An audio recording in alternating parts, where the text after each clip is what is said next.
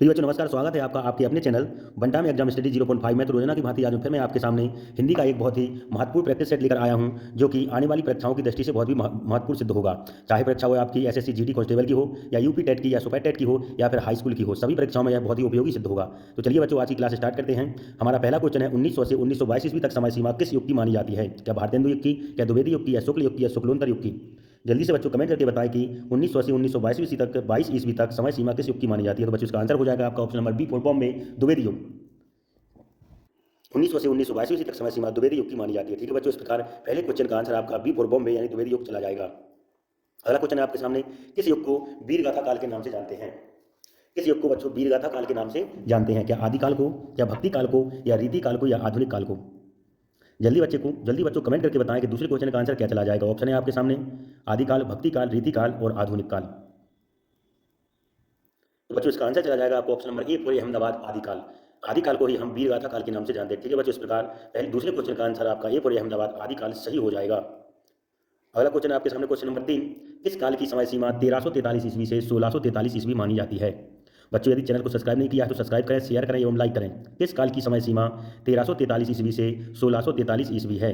Option है आदिकाल, भक्ति काल, रीति काल, या फिर आधुनिक काल। जल्दी से बच्चों कमेंट करके बताएं हमें कि इस क्वेश्चन का आंसर क्या चला जाएगा। तो बच्चों इसका आंसर चला जाएगा आपका option number B for Bombay भक्ति काल। भक्ति काल की कोई समय सीमा बच्चों 1343 ईस्वी से 1643 ईस्वी होती है, इसलिए तीसरे क्वेश्चन का आंसर आपका बी फॉर बॉम्बे यानी भक्ति काल सही हो जाएगा। अगला क्वेश्चन है आपके सामने क्वेश्चन नंबर 4, किस काल को उत्तर मध्य काल के नाम से जानते हैं? किस काल को उत्तर मध्य काल के नाम से जानते हैं? क्या आदिकाल को, भक्ति काल को, रीति काल को, या आधुनिक काल को? बच्चों आज मैंने बहुत ही चुनिंदा क्वेश्चन आपके सामने सेलेक्ट किए हुए हैं, जो कि प्रत्येक परीक्षा में पूछे गए हैं। बहुत ही अच्छे अच्छे क्वेश्चन का चयन करके मैंने आज की क्लास बनाई हुई है। इस काल को उत्तर मध्य काल के नाम से जानते हैं। बच्चों इसका आंसर चला जाएगा आपका option number C for Chennai रीति काल। रीति काल को बच्चों उत्तर मध्य काल के नाम से जानते हैं, इसलिए चौथे क्वेश्चन का आंसर आपका सी फॉर चेन्नई रीति काल आपका सही हो जाएगा। अगला क्वेश्चन है आपके सामने क्वेश्चन नंबर 5, बिहारी किस काल के कवि हैं? बहुत ही आसान और इंपोर्टेंट क्वेश्चन है बच्चों, है बहुत ही आसान और इंपोर्टेंट क्वेश्चन है। क्वेश्चन नंबर 5, बिहारी किस काल के कवि हैं? क्या आदिकाल के हैं, क्या भक्ति काल के हैं, क्या रीति काल के हैं, या फिर आधुनिक काल के? जल्दी से बच्चों कमेंट करके बताएं हमें कि पांचवें क्वेश्चन का आंसर क्या चला जाएगा। बिहारी जो हैं, बिहारी जी जिनकी रचना है बिहारी सतसई, वह किस काल के कवि हैं? तो बच्चों इसका आंसर हो जाएगा आपको option number C for Chennai रीति काल। बिहारी जी जो है बच्चों वह रीति काल के कवि हैं, इसलिए आपके पांचवें क्वेश्चन का आंसर सी फॉर चेन्नई रीति काल सही हो जाएगा। ठीक है बच्चों, अगला क्वेश्चन है आपके सामने क्वेश्चन नंबर 6, प्रयोगवादी कविता का नाम नई कविता कब पड़ा? क्या कह रहा है क्वेश्चन 6वें में, प्रयोगवादी कविता का नाम नई कविता कब पड़ा? क्या 1956 ईस्वी में, 1956 ईस्वी में, 1856 ईस्वी में, या 1956 ईस्वी में? बच्चों यहाँ बी और डी आपके एक से विकल्प टाइप हो गए हैं। प्रयोगवादी कविता का नाम नई कविता कब पड़ा? तो बच्चों इसका आंसर हो जाएगा आपको option number A for Ahmedabad. 1956 ईस्वी में बच्चों नई कविता का नाम प्रयोगवादी कविता पड़ा।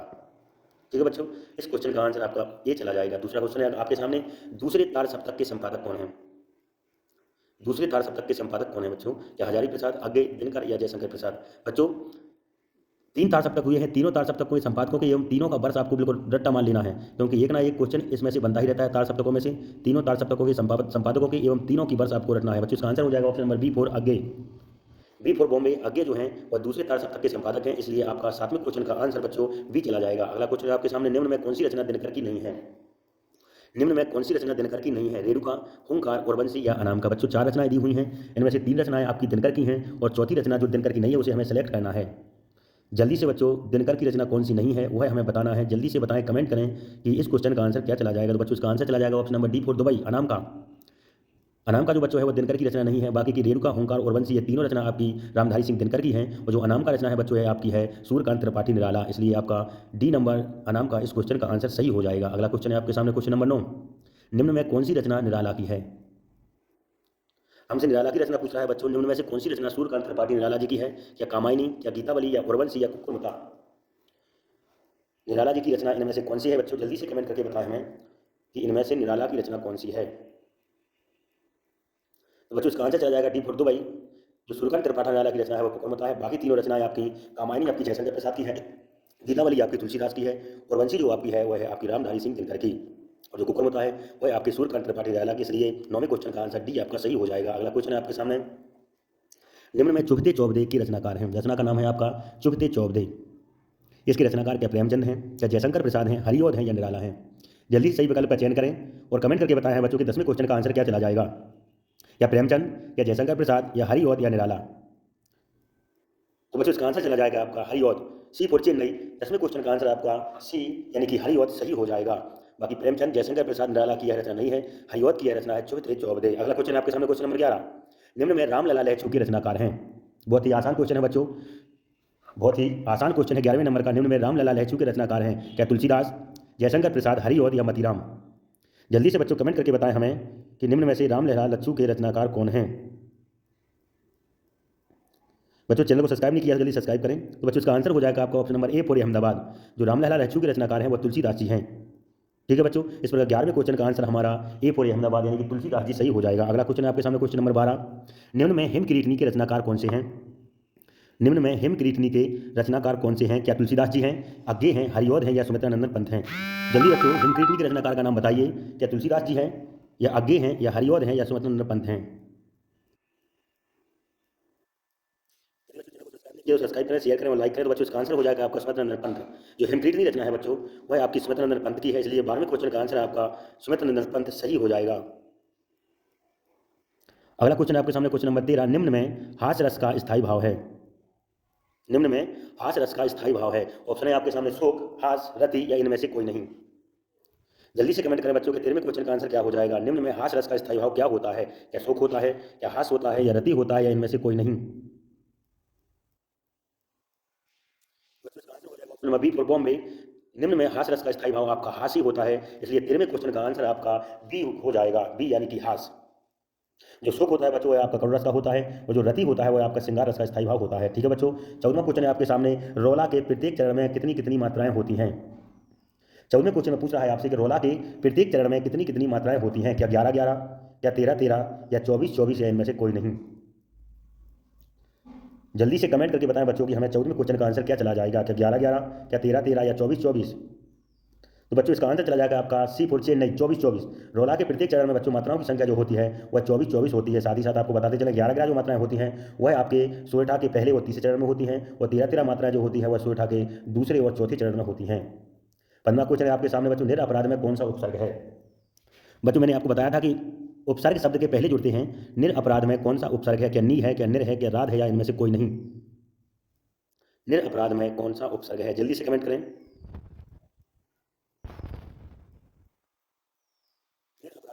उपसर्ग है तो बच्चों इसका आंसर हो जाएगा आपका बी फॉर बॉम्बे, निर। यदि बच्चों निर को अलग कर दें तो निर प्लस अपराध हो जाएगा। निर आपका उपसर्ग लगा हुआ है और अपराध जो है एक स्वतंत्र शब्द है, इसलिए इसमें निर अपराध हो जाएगा और बी फॉर आपका बॉम्बे इसका सही आंसर हो जाएगा, बी फॉर बॉम्बे यानी कि निर। अगला क्वेश्चन आपके सामने क्वेश्चन नंबर 16। माता पिता में कौन सा समास है। 16वें क्वेश्चन में पूछ रहा है हमसे कि माता पिता में कौन सा समास है। क्या कर्मधारय, क्या दीर्घु समास या द्वंद्व समास है, इनमें से कोई नहीं। माता पिता में कौन सा समास है बच्चों, जल्दी से कमेंट करके बताएं हमें कि माता पिता में कौन सा समास है। क्या कर्मधारय समास, क्या दीर्घु समास, क्या द्वंद्व समास। बच्चों इसका आंसर चला जाएगा आपका option number C for Chennai, द्वंद्व समास। माता पिता में जो है बच्चों वह द्वंद्व समास है, क्योंकि जो कर्मधारय होता है उसमें पहला पद आपका विशेष और दूसरा पद विशेष होता है। दीर्घु समास में आपका पहला पद संख्यावाची और दूसरा पद आपका प्रधान होता है और द्वंद्व समास में एक दूसरे के विलोम शब्द होते हैं और बीच में योजक चिन्ह लगा होता है। 7वां क्वेश्चन है आपका। निम्न में घटी का तत्सम रूप है। क्या घंटी का है, या घड़ी का है, या घोड़ा का है, इनमें से कोई नहीं। घटी का जो है इनमें से किसका तत्सम रूप है, जल्दी से कमेंट करके बताएं बच्चों हमें कि 17वें क्वेश्चन का आंसर क्या हो जाएगा। घटी का तत्सम है घड़ी का, घंटी का या घोड़ा का, या इनमें से कोई नहीं। तो बच्चों इसका आंसर चला जाएगा option number B for Bombay, घड़ी। घड़ी का जो है तत्सम रूप आपका घटी का होता है। ठीक है बच्चों, इस प्रकार 7वें क्वेश्चन का आंसर आपका डी बी फॉर बॉम्बे, घड़ी सही हो जाएगा। अगला क्वेश्चन आपके सामने क्वेश्चन नंबर 18। निम्न में दूध का पर्यायवाची रूप है। निम्न में दूध का पर्यायवाची रूप है। क्या तोय, पय, अर्थ या इंदु। जल्दी से कमेंट करके बताएं हमें कि दूध का पर्यायवाची रूप है। क्या तोय होता है, क्या पय होता है, या अर्थ होता है, या इंदु होता है। जल्दी से कमेंट करके बताएं बच्चों हमें दूध का पर्यायवाची रूप क्या होता है। तो बच्चों इसका आंसर हो जाएगा आपका question option number B for Bombay, क्योंकि दूध का पर्यायवाची रूप पय होता है, इसलिए इसका आंसर हो जाएगा बी। तोय आपका जल का होता है, अर्थ जो है बच्चों वह धन का होता है, इंदु जो होता है वह चंद्रमा का पर्यायवाची होता है, इसलिए आपका 18वें क्वेश्चन का आंसर बी पय हो जाएगा। 19वां क्वेश्चन आपके सामने। अत्याचार में कौन सी संधि है। 19वां क्वेश्चन पूछता है बच्चों की अत्याचार में कौन सी संधि है। क्या गुण संधि है, यड़ संधि है, वृद्धि संधि है, या दीर्घ संधि है। बच्चों यहाँ पर थोड़ी टाइपिंग में मिस्टेक हुई है, वृद्धि के स्थान पर इन लोगों ने बुद्धि संधि टाइप कर दिया है। अत्याचार में कौन सी संधि है, जल्दी से कमेंट करके बताएं, गुण या वृद्धि या दीर्घ। बच्चों इसका आंसर चला जाएगा option number B for Bombay, यड़ संधि। अत्याचार में बच्चों यड़ संधि है, क्योंकि जहाँ पर आधा अक्षर आए या रति के पहले या वचन के पहले या आपका इसी के पहले वहाँ पर ईयर संधि हो जाती है। इसलिए 19वें क्वेश्चन का आंसर बी फॉर बॉम्बे ईयर संधि सही हो जाएगा। अगला क्वेश्चन है हमारा आज का लास्ट और अंतिम क्वेश्चन है 20 नंबर का, कुवैत में कौन सी संधि है। जल्दी से बच्चों कमेंट करके बताएं कि कुवैत में कौन सी संधि है, क्या गुण संधि है या फिर यर संधि है या फिर वृद्धि संधि है या फिर दीर्घ संधि है। बच्चों यदि अभी तक क्लास को शेयर नहीं किया है, सब्सक्राइब नहीं किया है तो सब्सक्राइब करें, शेयर करें, लाइक करें। कुवैत में कौन सी संधि है, गुण संधि, यर संधि, वृद्धि संधि या फिर दीर्घ संधि। तो बच्चों इसका आंसर हो जाएगा आपका वृद्धि संधि, क्योंकि मैंने आपको पहले बताया था जहाँ पर आई की और औ की मात्रा आए वहाँ पर वृद्धि संधि होती है, इसलिए इसको नई वृद्धि संधि सही हो जाएगा। बच्चों ये आज की हमारी क्लास थी, कल हम इसी टाइम पर मिलेंगे। आई होप यू, मुझे आशा है कि हमारी क्लास आपको अच्छी लग रही होगी। तो ऐसी क्लास देखने के लिए चैनल को सब्सक्राइब करें, लाइक करें, शेयर करें। कल फिर इसी टाइम पर मिलेंगे, तब तक के लिए नमस्कार।